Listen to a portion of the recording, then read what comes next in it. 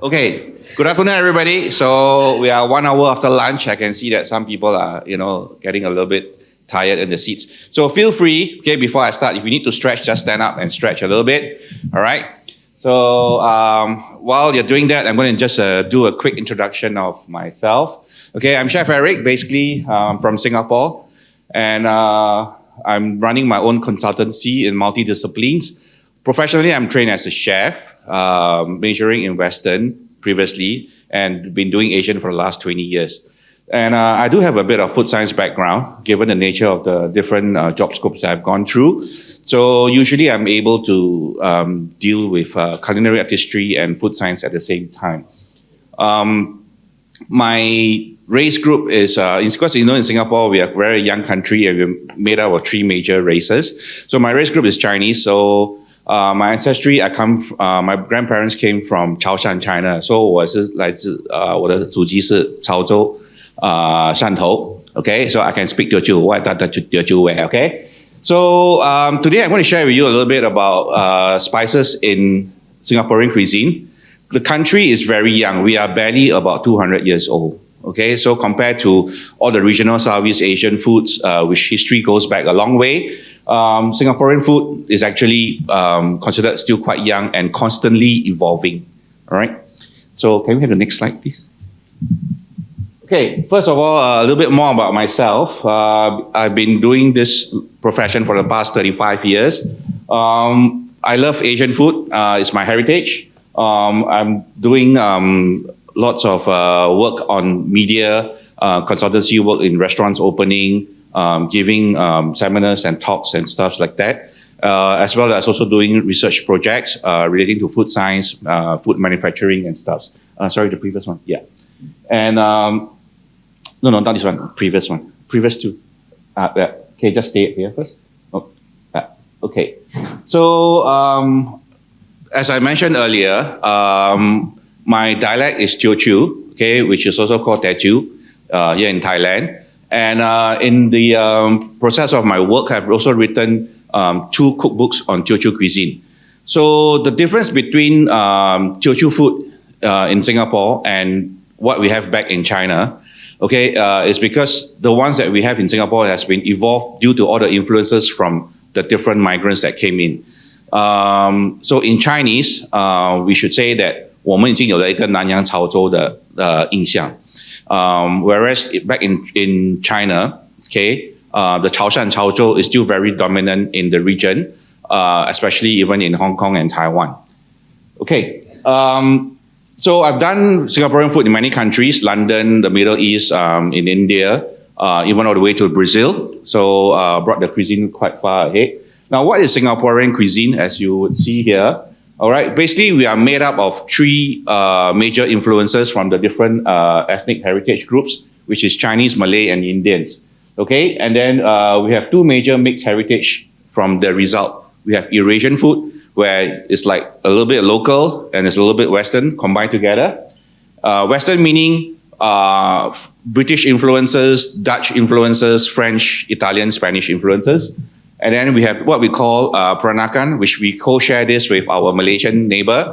Okay, Peranakan is actually a heritage also evolving about in the last 300 to 400 years when Cheng Ho sailed down south from China to the Southeast Asian region. And he settled down in Malacca, and then he married the locals. And then we started what we call the Peranakan race, or the Baba race as they call it. So it is all around the Straits of Malacca. So from countries like Singapore, Indonesia, and Malaysia, we have the Peranakans and the Babas, where their food is also widely celebrated because it's like a combination of Malay and Chinese techniques, ingredients melded together. And Singaporeans love to eat. Okay, I'm a walking testimony of it. Okay, 我就是最好的见证啊，新加坡人很非常爱吃的。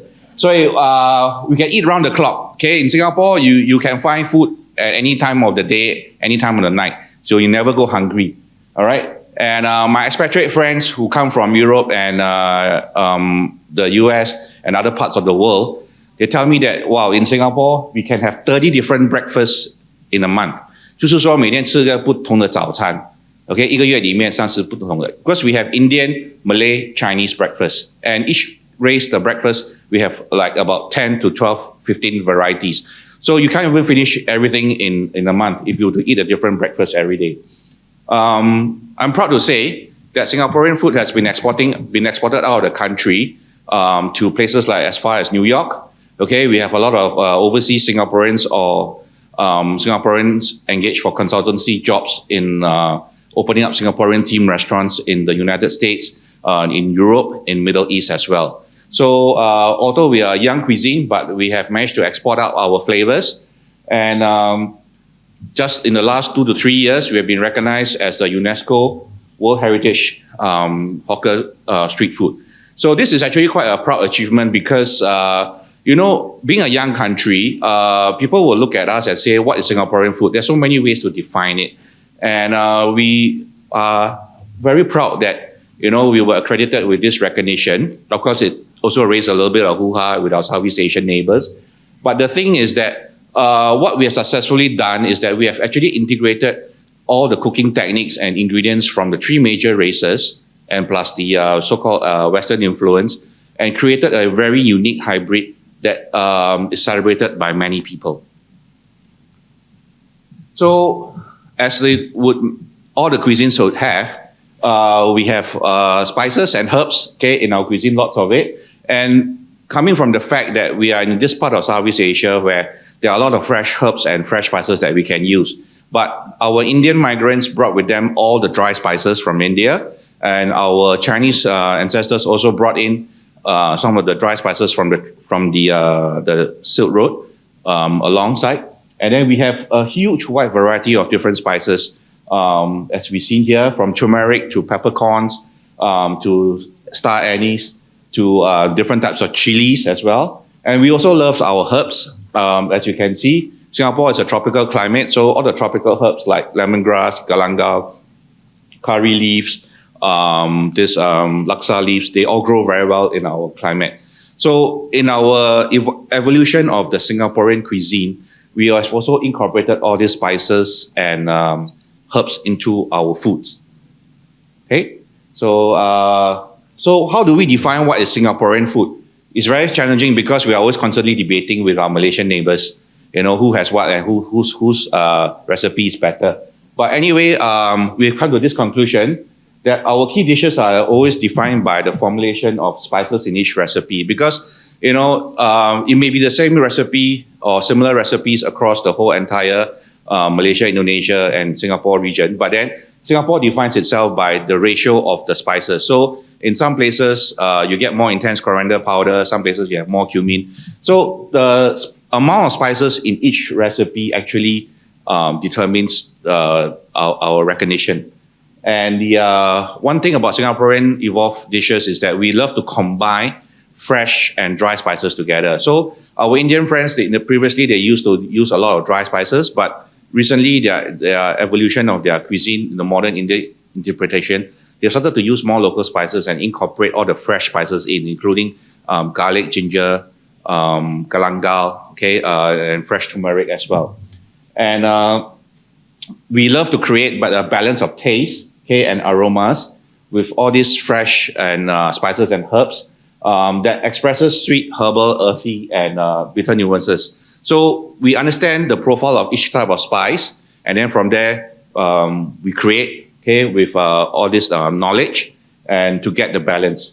And we have a saying, okay, food is medicine, medicine is food. So all these spices, okay, are not just only for taste, pleasure, but also we use it in our traditional Asian medicine practices. That means for Indians, they have their Ayurvedic medicine. Malays, they have jamu, and for Chinese, we have our traditional Chinese medicine herbal practices.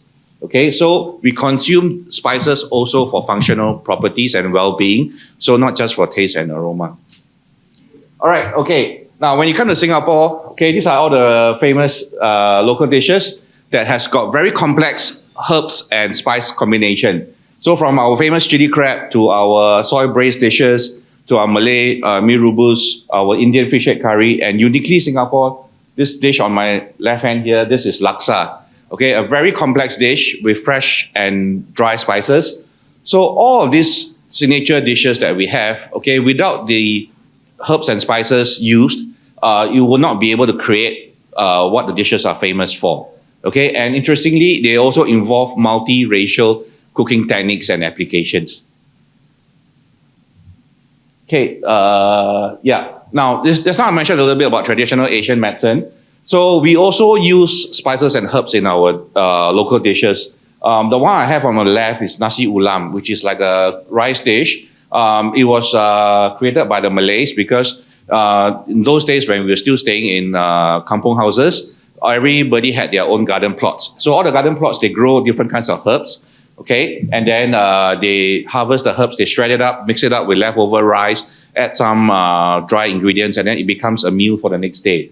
Bak kut teh, which is a very simple dish, 5 ingredients: pork ribs, garlic, pepper, okay, a good broth, and basic seasonings.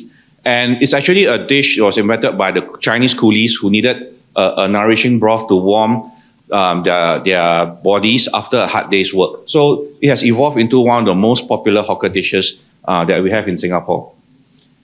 Okay, so other traditional Asian medicine-driven dishes, we have lei cha, which is very popular, okay, also in Singapore. Lei cha is actually what you call tanda tea rice, given to us by the Hakka migrants. Okay, so they brought lei cha, they use all the fresh herbs from basil to mint, okay, make it into a broth, and then they pour over the rice with different condiments and ingredients. And the most famous drink that you must drink in Singapore is ginger tea, teh halia. Okay, so fresh ginger juice is extracted and then mixed up together with your regular tea, and then you drink it up. It's good for digestion. It rebalances your body's well-being, especially for your digestive system. Ginger promotes the reduction of flatulence in your digestive system. Okay, so just want to talk about laksa. It's a very traditional dish, but has evolved greatly. So from a traditional noodle-based dish like what you see here, it has gone into many different things. Okay, it came from the Peranakans. It is a dish that represents all the 3 races. Why I say so is because we have the Indian inspired curry-style gravy, and then we have Malay spices, and then we have Chinese ingredients, noodles, beancurd puffs, fishball, and stuff like that, and even bean sprouts, okay, for the topping. So it's very integrated with all the 3 different races into one bowl of hearty, good noodles. And it has translated into many flavor profiles for snacks, and even Western restaurants are picking up the laksa flavors for their menu creations as well. So you go to Burger and Lobster in Singapore, there's such a thing called a laksa lobster burger as well. Okay, so this is the video. We'll come back to that later, how it's being cooked. So let's go to, it's also another video. In Singapore, the government has noticed the importance of spices. So we have dedicated a plot of land in one of the tourist spots in downtown. It's called Fort Canning Hill. The national parks have dedicated a plot size for growing different types of Asian herbs, both for knowledge and also to encourage the local chefs and the young cooks and the culinary schools to visit to gain more knowledge, because they grow a lot of herbs, not only that's found in Singapore, but the entire Southeast Asian region as well. All right, so this is the video that you all will see later. So the next one after this. Okay, those of you all, I mean, I can talk a lot more about Singapore food, but because of time restraint, you can just scan my contact code, all right? Then we can always explore more from there after the show. If you want to know more about what we can do with spices and herbs in Singaporean cuisine, I have a lot more to share with you on the site. All right, so for that, thank you so much.